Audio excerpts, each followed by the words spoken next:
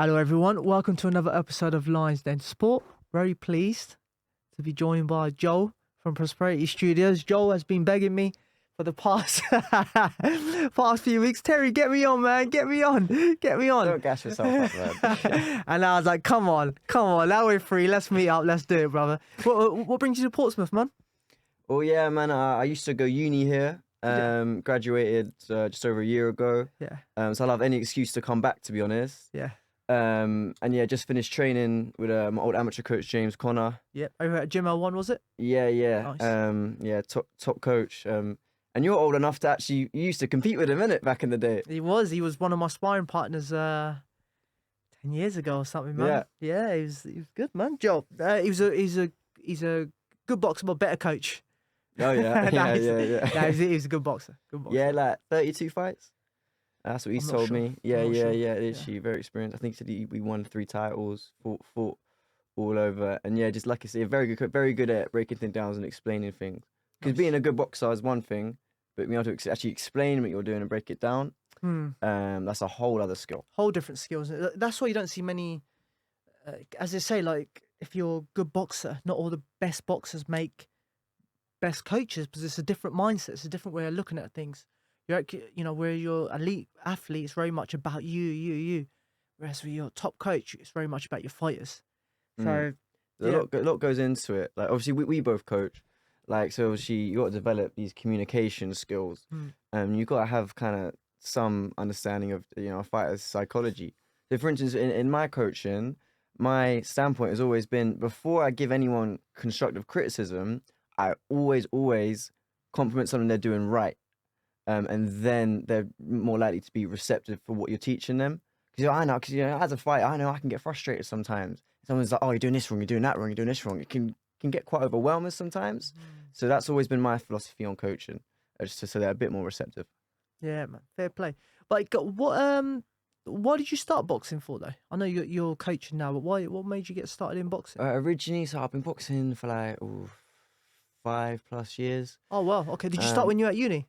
Nah. I started when I was like 16, 17. Okay. I started competing when I was at uni in my first year. Yeah. But I was boxing and sparring quite a while before that. Yeah. I got into I was more just a massive fan of it for 2+ years before I was actually doing it myself. At first I was like, I got into it in the build up to Mayweather Pacquiao, going back 2015. Wow. You would have been in your nappies then, wouldn't you? Yeah, I was 15, bro. And then, literally, like, not on the night, I was like, oh, I'm a boxing fan now. I was, like, months into the build-up, I was actually doing the research and that.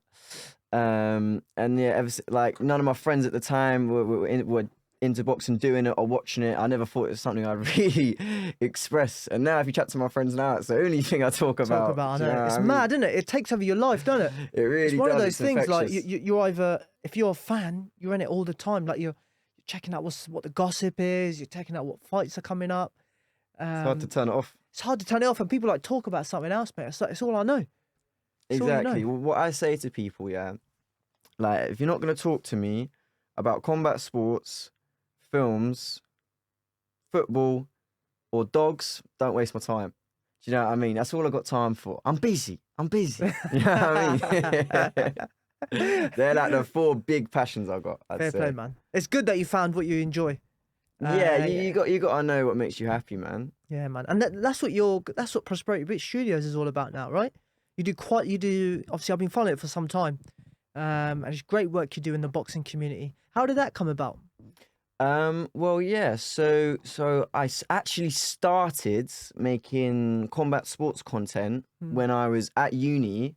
So I used to be the media secretary for Boxing Society when I was on the committee. Great. So I was making I was running the Instagram back then, as I do now. I like my coach Darren Hamilton. I've run his account some months. Right. And I've run probably like 10 accounts by now. And that was the first one that I kind of started practicing with, and I'm making content for that. I was filming the fights on my friend's Canon camera. That was just kind of building up my experience from that. And also part of being the committee was coaching as well. So that was how my coaching career started as well. So yeah, literally, you know, at the time I was like, yeah, I'm volunteering, like, you know, I'm being nice. It was kind of felt like at the time, but really, I've learned and gained so much from that, and from that society, and from the committee. So really, I'm the one that should be thanking them. So they gave you a platform to actually express your skills and do something you're passionate about. Yeah, exactly. Like, you know, I had the boxing hoodie. It was like University of Portsmouth media secretary. I walk around. I'd be in my film lectures, and Yeah. I was like, yeah, I'm that guy that I run boxing. I run boxing. Yeah, I mean, like, yeah, I loved it, man. It's just a shame that year got cut short by COVID, to be honest. What year was that? 2020 for you? Yeah, What was it? 2020. So I was in second year at the time. Yeah. And that was my best season ever as a boxer as well. Wow. Like, I was sober for pretty much like the whole year. You were sober. Yeah, just because I was always thinking about boxing. Do you know what I mean? Like, you know, I was like 19, 20, like, you know, where all my friends are out partying. I'm like, yeah, I ain't got time for that. Like, all I'm doing is boxing and coaching and running the Instagram. Yeah. So yeah, so things, I only had 2 fights that season. I had several pullouts that season. And then, so I was training for another national tournament, Box Cup. Over in Sweden, was it? No, that's King of the Ring. I actually was offered that. That was October 2019. So I was offered that, £100 discount from the uni, actually. Wow. But then imagine, boom, I was doing a module underwater filming, and then so annoyingly that was booked for when Sweden was, so I couldn't do it. And then I couldn't even finish that course because COVID didn't allow us. And by the way, that I had to pay privately. That was subcontract from the uni. It was £1,000. And they never let me finish it either. So yeah, boom, that's a whole other thing. And I Wow. could have gone Sweden and, you know, got a medal or something. Mate. Do you know what I mean? Yeah. But yeah, I boxed on Bucks that year, and I was gonna box on Box Cup, but then 1 or 2 days before COVID, everything's just shut down. And then there was no amateur boxing until July 2021, so well over a year. And to be honest, like in that everyone had a layoff then, I was always boxing in that time, but it wasn't until this year that I've really been like crushing my cardio again. And I've been quite consistent on my cardio as much as I can. And that's so I had 2 bit years layoff of competition. I'd say 1+ just because no one could compete during COVID. And then just a bit layoff. I was still training, just not doing the cardio. And then I was at Bristol Boxing Gym where we did the podcast with Cristiano Go, which is an amazing gym, got me in brilliant shape, loads of sparring. But for whatever reason, I don't know the reason, they're just not doing amateur competition at the moment. Oh, okay. So and then Darren Hamilton is a client of mine. I made a few videos for him in Bristol Fitness Gym. Amazing. And then naturally, I just started training with him from our relationship that was built off that. And now I started coaching with him. I'm repping his merch at the moment. Yeah. And yeah, I love that team. I love it. We've got such a team spirit. Who you got on the team? Yeah, so we got loads. So we got quite an age range. So for instance, I mean, I coach the adults and the kids, but I usually coach the kids because Darren said I'm the best at it, but that's not for here. So yeah, do you know what? I was actually coaching a little girl the other day, 2 years old. Wow. 2 years old, yeah. So yeah, didn't really speak English like that. Yeah, so I got a cousin to help me demonstrate. I was kind of putting my hands up, and then she kind of started punching. I was like, yeah, just move your hands. Do you know what I mean? Like, I can't be like, double jab right. I can't give her a million movements. Just move. So we got kids from like that young, and then we've got boxers going into like late 30s as well, I'd say. Okay. Like my friend, we call him Warrior. So he had like 10 amateur bouts, and then he had a fight recently, actually, for his first in years. It was actually for a title. Imagine this, yeah. I got to say this, yeah. So it's the last fight of the night. So this is my last fight. It's the last fight of the night. He fought his 3 rounds, yeah. He spotted the guy. I was like, oh, good fight on that. And then the guy sits down again. He's like, what's going on here? No one told him it was a 5-round fight. Oh, whoa. Itchy. So like, mentally, he's like, okay, I've exhausted everything, yeah. Itchy. And he's like, no, you got 2 more rounds. Mate. And he won. He won. He won as well. Somehow. But at the beginning of the fight, don't they say, it's 5 2-minute rounds or 5 3-minute rounds? Yeah, I guess he didn't hear. Like, He was just focused, I guess. Yeah, actually. Like, yeah, no one, they just didn't know. Honestly, when he told me that, I was in tears. I was in tears. You said you do cardio. You've been stepping up your cardio. What sort of cardio have you been doing? Like sprints, intimate sort of sprints, or have you been doing more like slow cardio sort of runs? Yeah, so I try and do both. So I try and do my sprint circuits the same way that James Conner taught me when we were in amateurs back at uni. So I'll do, you know, my incline sprints up the steps, you know, your flat ground and like up the hills and stuff. Just try and push your maximums, right? You do these sprints to push your maximums, have decent rest periods, and then just, you know, do your absolute best. And then you maybe a bit of shadow boxing to cool down, stuff like that. Shoulder tap, you got a partner, all your stretches. And then on top of that, I'll also do like my 5Ks.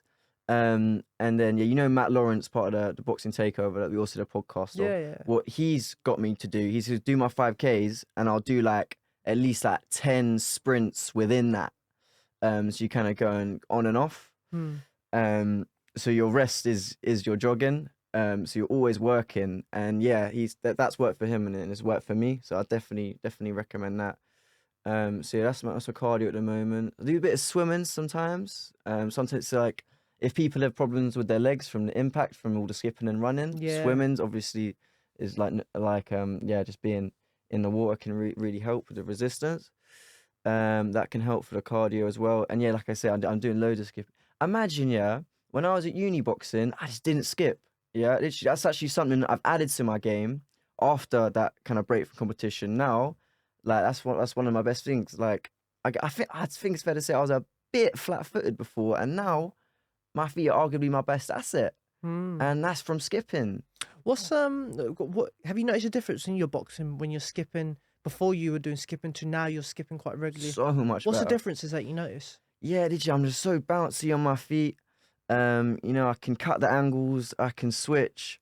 Yeah, my legs just don't get burnt out because that's happened in a fight before.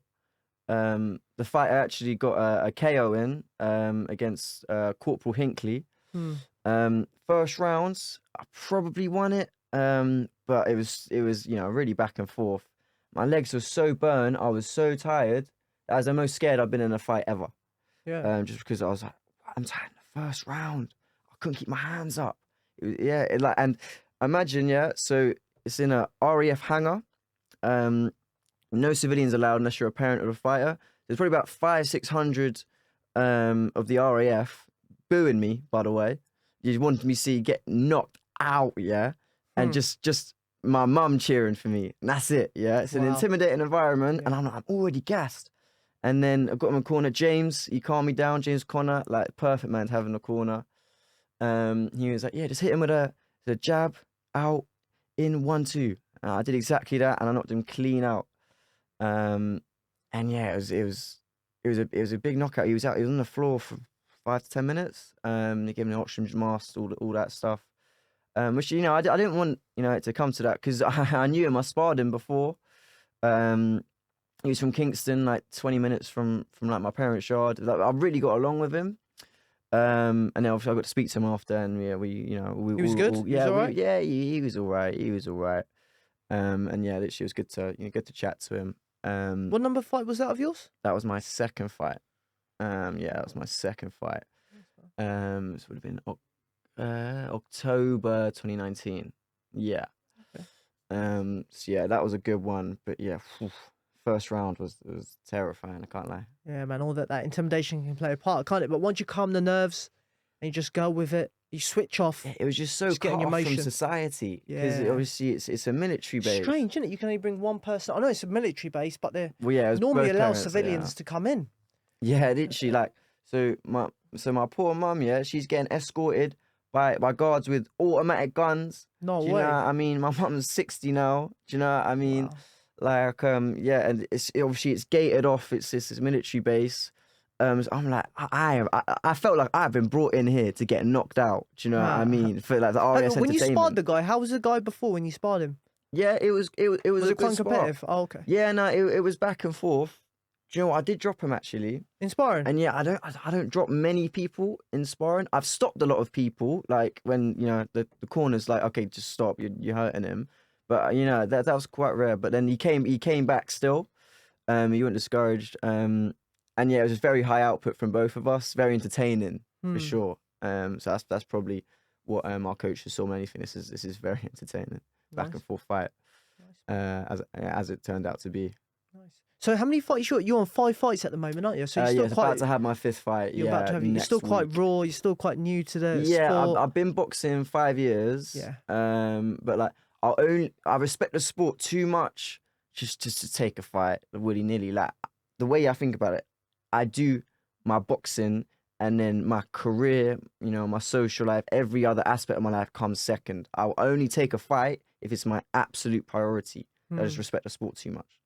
Yeah. How long do you normally give yourself to lead up for a fight? So like I'm always training. I'm never not training. But like, yeah, I want to have like 2 months, like very consistently. And like, 1 to 2 months of real good cardio, you know, a month sobriety, and a month, 2 months of, you know, eating well and everything else that I can push myself. But yeah, like I say, I'm always training. I do Muay Thai as well. Is that in Bristol as well? Yeah, so that's with Mario that we also did a podcast with. Yeah, Mario's an interesting character. He put up our video, didn't he? Yeah. He put tag us in. Yeah, that's why I commented. Yeah, literally. I was like, what? Yeah, trust me. That's why I commented on. So I still plugged it. But yeah, he's got like 300,000 followers, blue tick and all that. Yeah. He's a character. He's fought all over. When we did the podcast, he was telling us about training with Khabib. He was training Khabib. He was talking about Conor McGregor. Yeah, because they used to fight in Cage Warriors together. He's had some very experience, isn't he?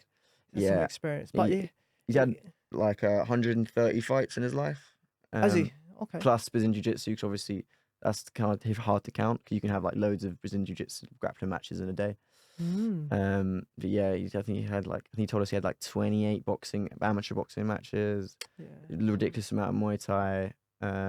He's got a big following from his Kurdish community. Yeah, what other Kurdish fighter can you name? I can't Do you know what I mean? He is the man for that community. Yeah, they're a big community of Kurdish people as well. 100%, especially in that gym, Trojan Free Fight. Really? In Portsmouth, there's quite a few, and you know, I quite know him because I showed him. One of them said, "Terry, did you do a podcast with this guy?" I was like, Oh yeah, they know him. Yeah, they were like, "Oh, I know Mario Sahid. He's a good fighter." I was like, "Oh, okay, cool." Yeah, no, so on TikTok, his hashtag Mario Sahid MMA. Last time I checked, has 330 million shares. He is a big deal. Wow. Yeah? Not just the Kurdish community, but obviously for the Kurdish community, he is an absolute role model, an absolute hero. He's a big deal. He was a character, wasn't he? He's so we met him. Even the hour and a half that you spent with him, literally, I was training with him. I was training with him last night, and at the end, like he always likes to talk to us, and he's like, guys, like the toilet, literally, it was an absolute mess. I cleaned that myself, literally. It was like, make a mess of that again, I kill you.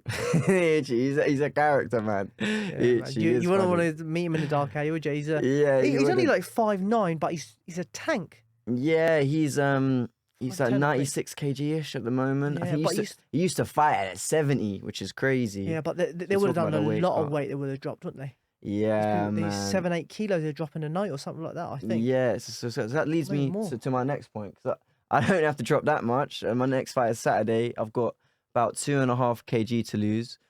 So what's your experience in weight cutting? I think you've told me you've dropped like 3 kg in a day before. Yeah. What's your healthiest advice for dropping that? I've got a week and a day, so I feel like I can do it healthily. And you got 2 kilos. Yeah, 2 and a bit. Yeah. Yeah, you should lose that naturally. What it is watching what you're eating, watching what you put in your body. So I'm not a nutritionist. I can't tell you, but the way we did it back 10 years ago was not good.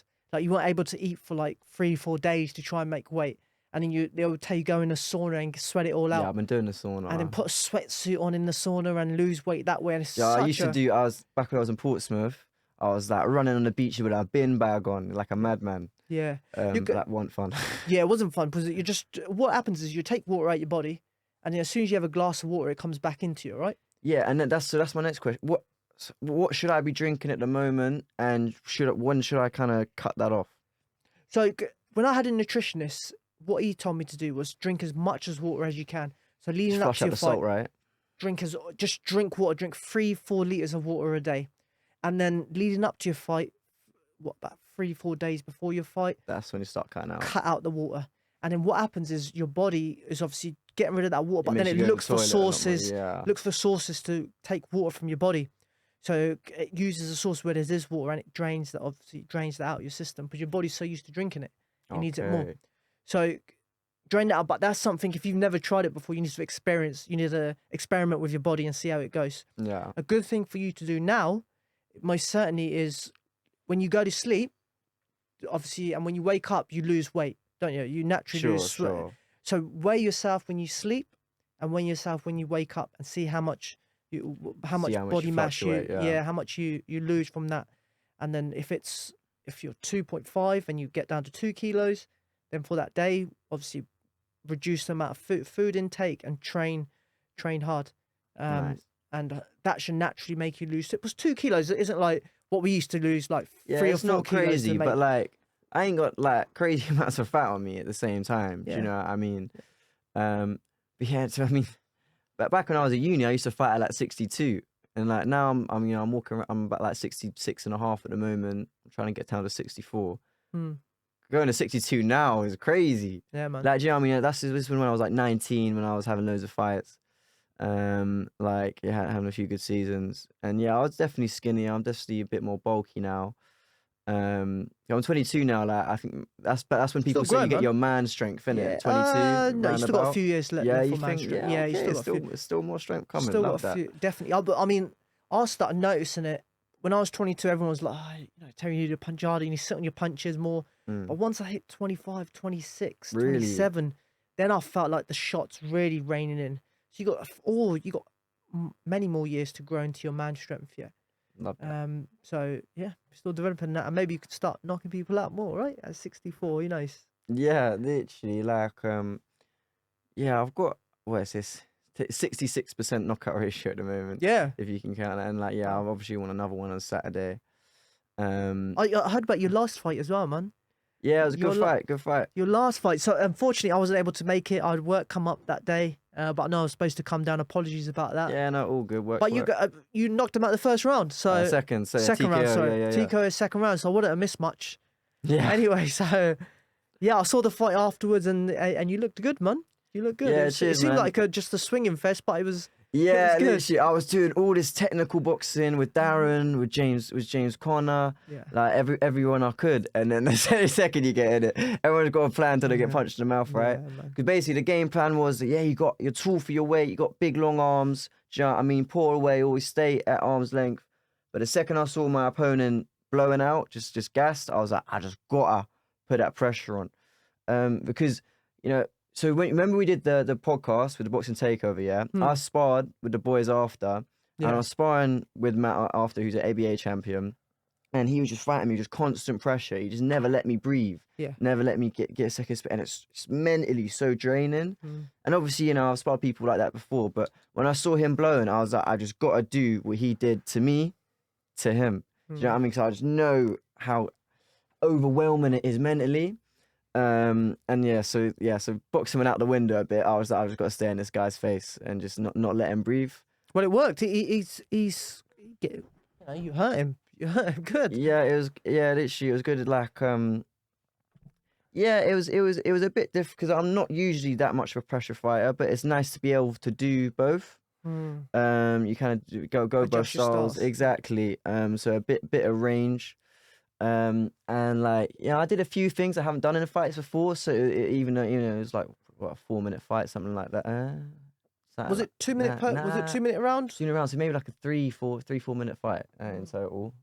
But yeah, I was doing loads of left hooks to the body, and I was switching the weight properly to do that, which I haven't really done before. I usually stay on like one side. Yeah. And those were definitely hurting him, taking it out of him. I was doing some kind of different head movement as well, that I hadn't really done before. So you're practicing different stuff in the ring? Yeah, and I was definitely feinting more than I've done in any other fight.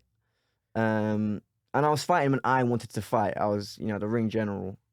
And yeah, it's felt good to shake off the rust, man. It'd been Like, 2 and a how bit long years. had it been since you had your last fight? Yeah, 2 and a bit years since COVID. Yeah, Yeah, so you got literally. you got that nervous energy. You obviously Yeah, that's well, what why the helped because swinging and it was stuff. literally in our gym. Was it really? So that really helped with the nerves, I'd say. And I was like, yeah, it's just like any other spar. Yeah. And it was with my teammate, Jaden, who's a good boxer. And so yeah, that definitely helped get the nerves away. But I'll tell you what though. So I walk out, went out to Arm and Dangerous by Port Smoke, good tune. I was gassing up, but I was like, where are my friends? I'm getting to the ring. I'm like, I can not see my friends. Like, and they were upstairs, I think, getting a drink or something. And one of them came down to the toilet, and my dad saw it. And I was like, Joel's about to fight. Go get the boys now. Literally, they came run down. So I was thinking, okay, I don't go back in. And when they said my opponent's name, the crowd went crazy. I was like, okay, were they cheering for him or? Yeah, cheering for him like everyone else. So I was like, okay, it's like he's gonna have the crowd favor. But yeah, right before the fight started, I saw the man them. I was like, okay, I'm good. And then yeah, they were being loud. If you watch the video, like especially Kieran, she has shouted at the top of their lungs. Yeah, was Kieran the one that we met the other day? When I come that's Matt. That's Matt. But he yeah. was being equally loud. Yeah. 100%. So yeah, it was good to have the back in. So yeah, we had like I'd say like 8 of my boys from home that came to visit for that, and all my team. I think I sold like 14 tickets for that one. And then yeah, for this one next Saturday, I want to get like 20 tickets at least. Slowly build it up. Yeah. Yeah, exactly. Because yeah, so my opponent, so he's from Gauntlet Boxing Club. And there's so many Gauntlet boxers on this card, so they'll have all that back in. That's why I want to roll deep with the numbers. And imagine Gauntlet's my old club. Oh, okay. Yeah, so I'm actually boxing against my old club. So do you know who you're boxing against? Yeah, I sparred him probably almost 2 months ago. Okay. It was like a 1 minute spar. They were just moving around. They didn't want everyone to go crazy. This was like 1 minute, and they're seeing who works matching for the next show, basically. Just about your last fight. Sorry, just because I get something that I didn't touch base. Because when we spoke before about your last fight, there was a bit of rivalry between you two, wasn't there? You said you didn't like him, and nah, not like it's all love, to be honest. Oh, really? Nah, it's all love. That's not what you told me. Nah, I swear, no, you can't. I'm putting that out there. You said that you had some problems with this guy, and I'm looking forward to fighting him. Nah, not at all. 100%. We spoke on the phone. Nah, you're waffling. No, I'm not. Definitely not waffling. Have you safe? Really? That's what he said to me on the phone. I must have hugged him like 10 times after. Really? He probably didn't want to argue. He's probably pushing you away, wouldn't he? Yeah, like, well, no, I got love for Jane. He's my teammate. I got love for all my teammates. But like, he definitely didn't like. He thought that my coach was giving me more time. I know that. I think he was not happy with our coach more than anything. I can say that. Okay. Yeah, literally. Did a fight not happen? Did someone pull out before? Did you have one fight that when we spoke previously, did someone pull out? Nah, literally, like, they matched me with Jaden 3-4 weeks before the actual bout. And yeah, no, he stuck to his words. He stuck to the fight. Fair. And yeah, we had a good one. He hasn't. I haven't seen him in the gym since. But I'd love to. Retired, the poor guy. Nah, hopefully not. Hopefully not. Like, yeah, he's got a lot.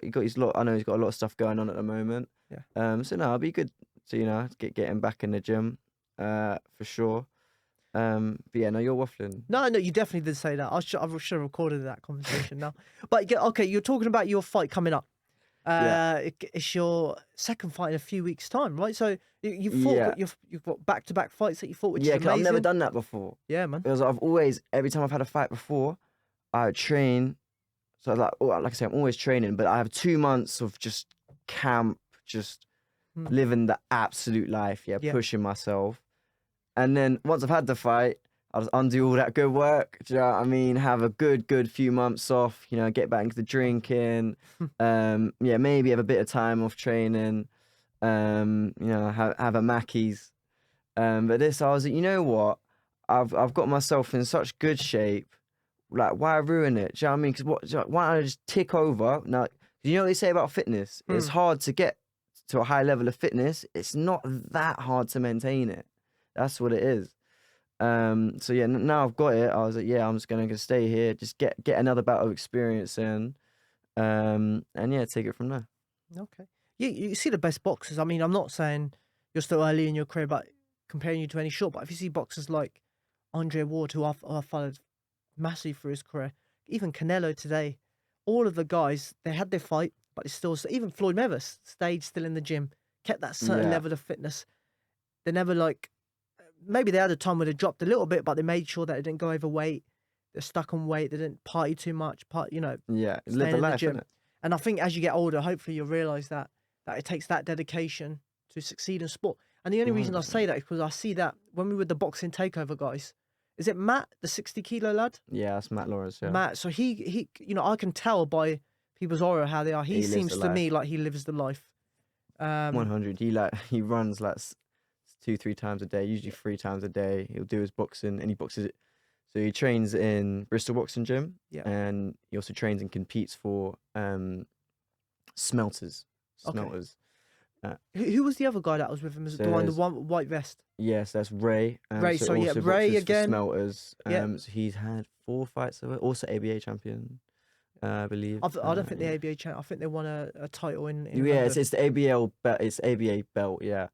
Yeah. That London belt. Yeah, that's what it was called. It's just ABA belt championship. No, I but think it's a new both of thing. those boys, I was impressed. Especially Matt, I was impressed with attitude. Ray works as well full time, I think. Yeah, no, And he's he a does a physical hard-working job, lad. and he obviously does Yeah, boxing, he which does shows the dedication. Exactly, it kind of goes hand in hand. Yeah, Which is good. And yeah, Pius is good as well. yeah, boys. Yeah. Yeah, man, they're a good group of lads to surround yourself with. Yeah, hard work. And then so Matt he helped me set up the live stream for my fight, Great. and he was doing commentary for that. And then Ray helped out, and he was doing the announcing. So he just wanted to put on a suit, really, I think. But yeah, he did a sick job. Yeah, he did really well, because he was training at that gym for ages originally, and he still does on weekends and stuff. But he fights for Smelters, and he'll still do some training at Bristol Boxing Gym. So yeah, so they go around quite a lot of gyms. Best thing to do, get as much experience from different coaches. Yeah, exactly. And do it. Don't try, like some coaches say you have to stay with me. You can't go to any other coaches. Yeah, everyone's got. I was you can actually learn going to something ask from you everyone. about this. 'Cause if you ever look at Tyson Fury, how many coaches he had in his career? He's had so many, and like he's always learning new things. Because like, yeah, it's great when you have like a real chemistry and partnership with your coach. That can be really advantageous. When you really believe in someone when they're telling you to do something. But as the flip side of it, they can probably only teach you so much. So like, it's just good to always have new eyes on you, because there's lots of different boxing brains. Yeah, man. I had some great coaches in my career. Yeah, I've had a few. So it was Mark Horden was my first one. On the fitness gym. Fortunately, it's closed down now because of COVID, but he still coaches, which is good. Great. Then I went straight to Gym 01. Oh, okay. When I went uni. So yeah, James Conner, Andy Moore. Yep. Simon Dawn, a bunch of great amateur boxing coaches. So then when I would go home after that point, I would box in Epsom ABC, which is actually where Sonny Edwards and Charlie Edwards box as amateurs, and they've both gone on to be world champions in the pros. And they're still both undefeated, actually. Okay. So yeah, they're top boxers. So yeah, obviously, like, there's photos and like articles everywhere. The Edward brothers. So that was really cool to have that success story there. That to aspire to. And then I moved Bristol. So it was Bristol Boxing Gym. Then Bristol Fitness Gym.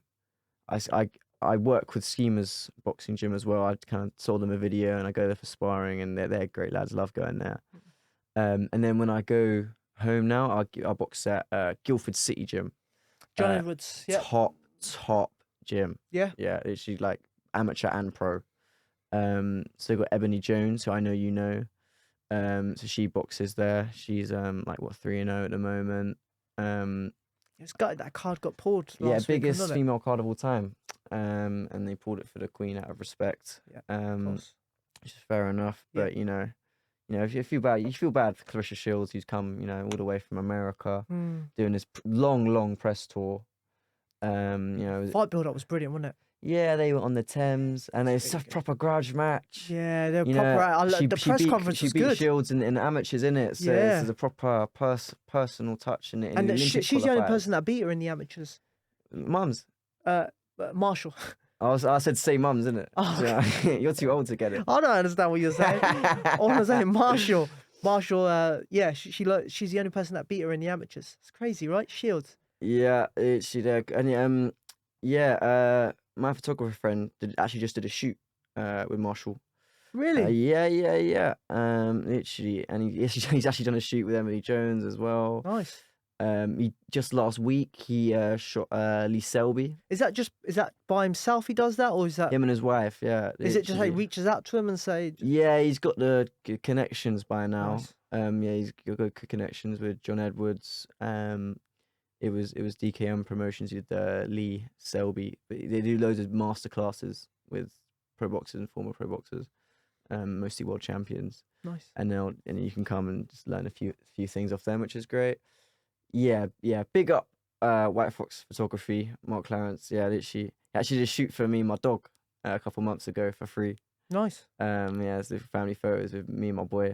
So yeah, I appreciate that, Mark. Nice. We probably share about 10 clients. That's good. So sometimes I'll just pull up to a show. You know, he hasn't even told me he's working there. I'm like, oh, you're right, Mark. Oh, we are working then. Oh, if you're here, bloody hell. Do you know what I mean? It's just a standard procedure. It's good, man. It's good. You're working together with people. It's quite a ruthless industry, so some people don't like working together, but it's good you found someone who's Yeah, right exactly. wavelength as He you. does the photography side, I'll do the videography side, Yeah. and we kind of balance out really well. Sick, man. And you know, if I forgot something like an extension cable, I can always ask Mark. Do you know what I mean? So little things like that, he can always help me out, and you know, vice versa. So yeah, I've got a real good team. I've got a love for my team. Obviously, you've met Ellis Norton. Yeah, this lovely guy.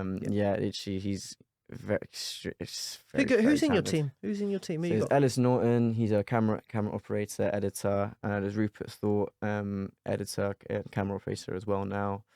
Obviously Radu. Is he part of your team, Radu? Yeah. Literally, he's gonna be. He's gonna be filming my fight on Saturday. Yeah. And then while you're doing the interviews upstairs. Yeah, we've got Icy, who's a great editor as well. I shoot, edit, and produce, and direct, and do the client work and whatever else. Amazing. So you're creating a really good team there, and hopefully Yeah, I just you'll got get into people bigger like projects. like Max McGovern. He's done quite a lot of edits for us in the past as well. He's someone I went uni with. He edited my graduate film. I was Amazing. shot right here in Portsmouth. Yeah, I just got a real good team that I trust. And you know, we've invested quite a lot of equipment. Like I've got, you know, my 4K Blackmagic camera that I actually bought off Ellis. Have you got that now? Yeah. Wow. And he's got his own 6K Pro Blackmagic camera, Wow. which is why he's filming that one. And yeah, Radu's got the Blackmagic as well. Yeah, we've all got kit. And we'll do whatever that's needed. Yeah, I always prefer to work in, you know, combat sports content. That's, you know, the extra passion of mine. Yeah. So, you know, where like fight trailers are one of my favorites to make. You've done some really good fight dramatic. trailers. Yeah, I I've love seen it. them. Obviously I do loads of interviews, like you do as well. No, we do like mini documentaries. We do PT promos. Doing quite a lot of gym promos at the moment. Client testimonies. Literally whatever you want, we can do that, and we've already done it dozens of times. Amazing, man. And yeah, so that's on that side of things. So when I'm doing like my own shoots, I always want it to be sports related. Yeah, that's your passion. 9 You times found your out of niche. 10. Yeah, niche found is your good. niche, yeah. Niche is good. And then yeah, well, to be fair, we did it with another short film recently, with Talk Club, which is run by my friend Ben Akers, which is a mental health charity. And then it's still sports related because I live in Bristol now. So we got a Bristol City fan and a Bristol Rovers fan sat down, have a Clear Head, which is their product, a non-alcoholic IPA. They kind of have their banter, their back and forth, and they talk about mental health in football and in the sports. So we shot and edited that all ourselves. Ellis did a really good job, got the gimbal out and stuff like that. Amazing. Yeah. And then yeah, when I do other people's projects, I did one last week. I can't tell you who it's for 'Cause I signed an NDA. Really? But it's Tell me off camera. Yeah, I will do. And yeah, so it's a commercial, so you'll definitely see it on TV. Amazing. Yeah, yeah. You watch football, you'll be seeing it Yeah. because it's the type of thing that'll be on in, like, the breaks of the football. But yeah, hush hush. Yeah, so it's like on other people's big projects with big budgets. I do like art assistant, runner work, like AD work. Again, whatever you need. So it's nice to kind of. I love freelancing, to be honest. Kind of bounce, and obviously I coach as well. So there's that. It's nice to have options. I love being my own boss. I love being in control of my hours. Yeah, man. Like, it's good and bad, but yeah. Yeah, good and bad. Amazing, man. I just want to change the subject a little bit because we got some boxing fights coming up, hopefully in the pipeline. Yeah. We've got Tyson Fury and Anthony Joshua hopefully happening soon. Yeah. Did you see Tyson Fury do that impressions with that guy the other day Impressions? on IFL? I haven't even. The guy was doing like Robert De Niro. He was doing Donald Trump. Okay. Mike Tyson. Yeah, I can do Mike Tyson. Are you doing impressions? Yeah, I got impressions still. No way. Yeah, you got Mike Tyson. Mike Tyson, I'm the most brutal motivated champion there's ever been. I'm Sonny Liston. I'm Jack Dempsey. I'm from Faircloth. No one can match me. I'm the greatest ever. And you were talking about what? Tyson Fury? There's only one Tyson Fury. I'll beat you in your back garden like a Don Klitschko. You're a bum. You're a bum. And his dad as well, he's more like gravelly. He's like, you know me. I'll spend every penny I've got. The MMA ones, you got like Paddy the Baddy. People call me Paddy the Baddy, but really I'm just Paddy the Fatty. Yeah, you got like Nate Diaz. It's like, yeah, man, I ain't got no game plan. Game plan to make mad stacks and spend those stacks on reefer, man. And then in the boxing one, you got like Tony Jeffries, like the Geordie thing. Like, back when I'm a champion, I hit my opponent with the left hook and got all the way to Olympic gold. Yeah, I got a couple there still. Like Floyd, yeah, he's at hard work, dedication, easy work. Or if you wanted the old school ones, you got like obviously Muhammad Ali. And I was like, I don't wrestle with an alligator, hospitalize a brick. I'm so bad I make medicine sick. Like, yeah, I got a couple of them. Yeah, there's like Chris Eubanks. Oh, give me a Chris Eubank. Go on, give me a senior one. Like, my son Chris can't make weight. It's preposterous. Would you like a sweetie? Absolutely stupendous confectionery. Do you know, I was watching the face-off between Conor Ben and Chris Eubank. That was great, wasn't it? That was great. That was a good fight. He was making me crease. Like Conor, the way he looks at him is like, Chris, no one cares about your sex drive or what gets you going. Hey, get your rocks off. Like, he was killing me. That was brilliant. That was really Cheers, good. bro. That press conference was really good, wasn't it? Yeah, man. Is that fight still going ahead? Because I've heard seniors try to pull him out, but then I saw an Eddie Hearn interview. That's like saying, yeah, it's all signs. Like, yeah, he's going ahead. He's going ahead. Like, I don't care what senior wants. Like, I don't care what he wants. I want 11-inch penis. Not going to happen. Yeah. So hopefully the fight gets made, man. Yeah, I think big it will. names. Yeah, I'm hoping it will. I mean, could be just mind games, isn't it? You know, Eubanks play a lot of mind games. You see that photo though of Chris Eubank Jr. with the KFC bucket? Yeah, and did you see the one where he's eating a dessert as well on his Instagram? Yeah, he posted that. Oh no, he posted that. No, it's all mind games, man. I think he hasn't made that weight since he was 18, innit? Yeah, man. It's a long time, and he's like 30 something now. 32. Yeah. 32 going on 33. So I think the fight will happen. I think if he pulls out now, October 8th. So he's got time to cut. Yeah, he's got. But again, he's never made that weight. He's fought as high as 168. Do you remember against George Groves? Yeah, he went all the way up to that weight. But now, for the Super 6 tournament. For that Super 6, he got quite schooled in that fight. But dropping down to 157, 158, something like that.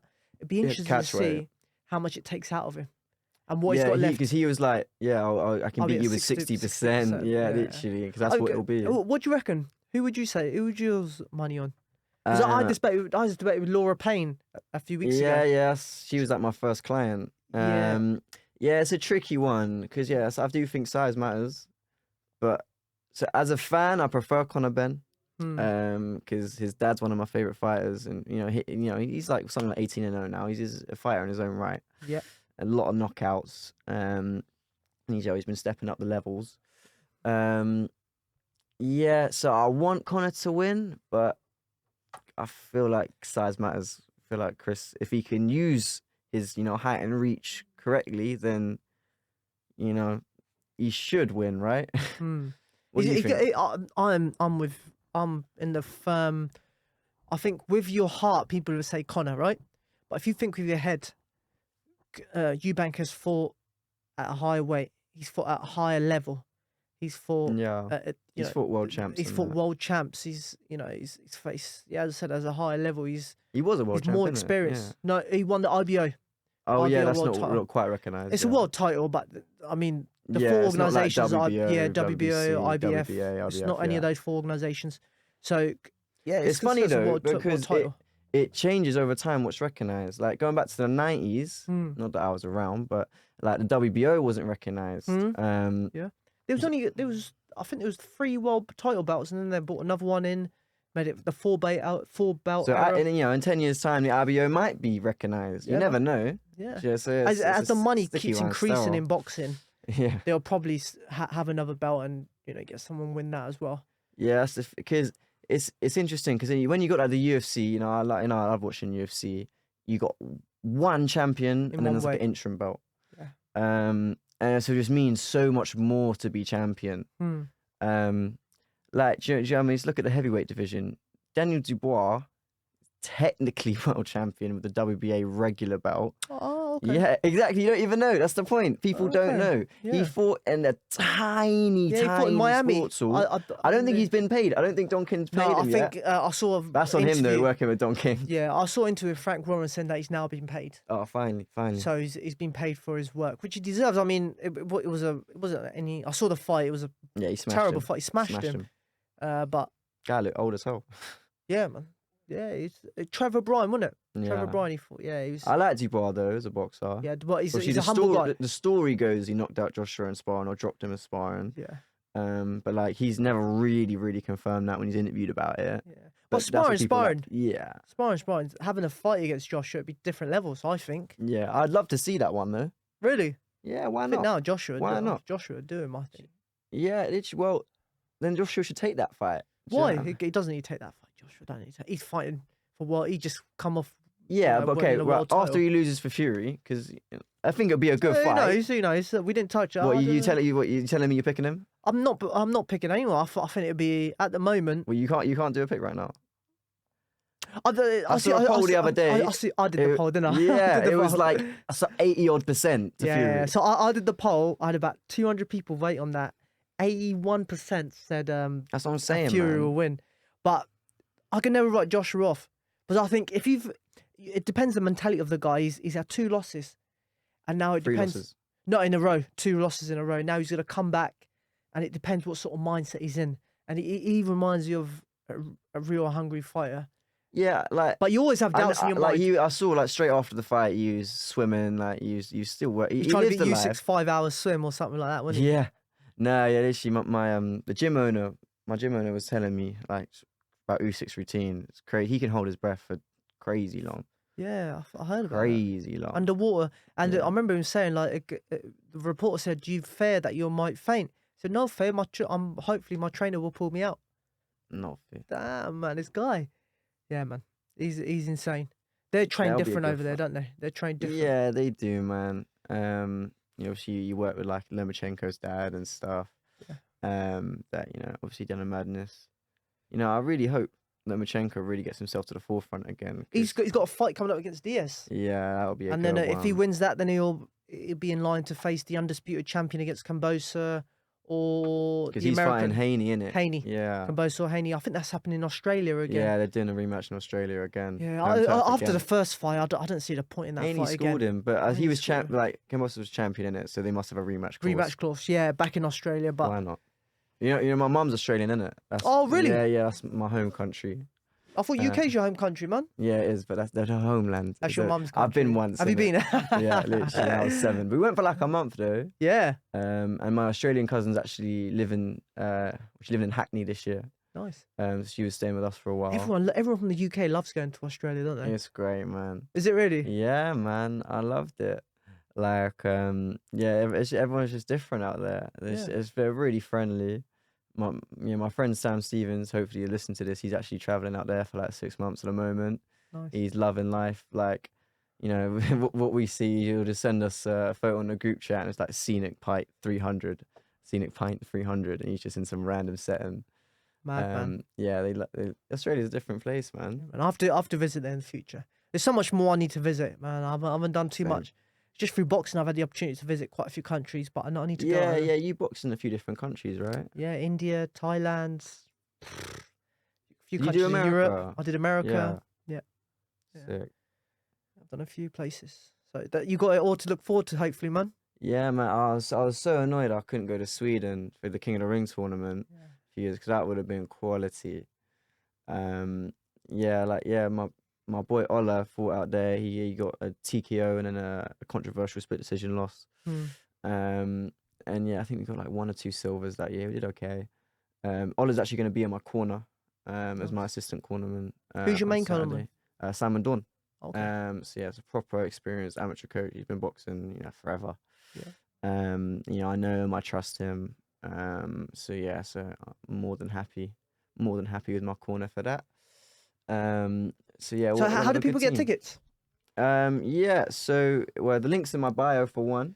It's on your page. What's your Instagram page? So my personal boxing one's Joel Herron 18. Yeah. And then there's prosperity_studios for my portfolio.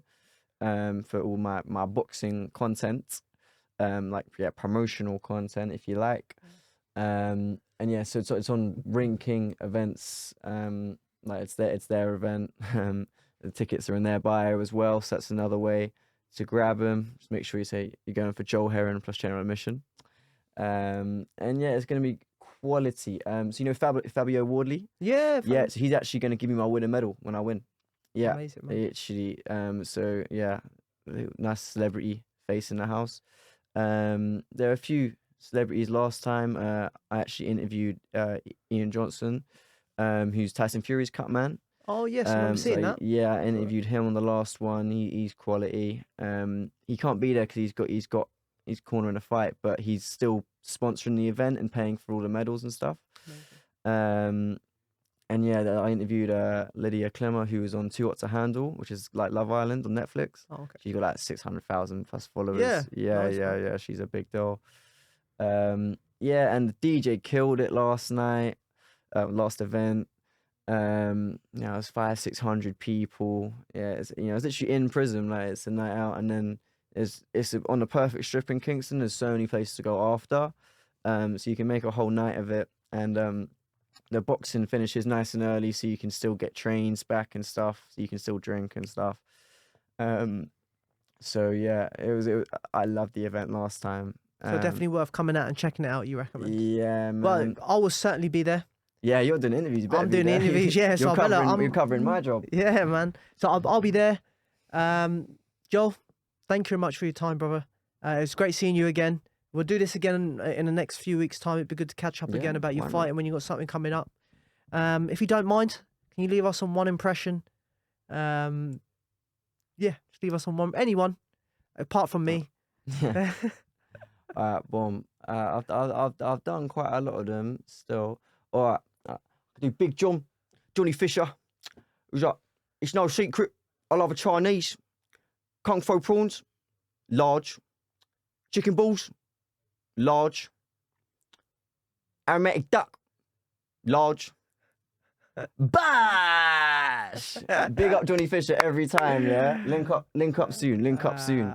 Yeah, actually, imagine Johnny Fisher, the boxer Johnny Fisher, his son, like he actually fought the same night I fought on my last one. Yeah. I actually, for his fight before that was for my birthday. Me and the boys went out to London to go watch that and Alexandra Palace. Yeah. Mate, he was co-main, but the crowd were there for him. Yeah, I heard he sells a lot of tickets. Oh my God, I think he sold like 4,000 or something for that. And then Daniel Jacobs, you know, former world champ. Yeah, maybe fought two. Canelo. Yeah, literally fought the best of the business. He's the actual main event. Mate, the crowd were quiet as hell for him. They were there For the big man. for the Romford Bull. Amazing, man. Literally, we're part of the Bull Army. I consider myself like at least a Bosch lieutenant. I'm friends with G Watt Rance, who's he's like a Bosch commander. Yeah. There's a whole army, man. But yeah, I'm looking for promotion. So yeah, Big John shout me. You know what? He did share my interview with Ian Johnson actually. Did he really? So yeah, fair play. and I spoke to him on Instagram once or twice. He gave Matt a birthday Bosch, my flatmate, for Amazing. free because he charges that now. So be careful. But yeah, big up the Bull Army each and every time. Bash. Lovely. Thank you very much, Joel. We'll catch up soon. Best of luck with your fight. And anyone needs tickets, get in contact with Joel. Yeah, she's in my bio, Joel Herron 18. Light work. Let's do this. Lovely. Best of luck, man. All the best.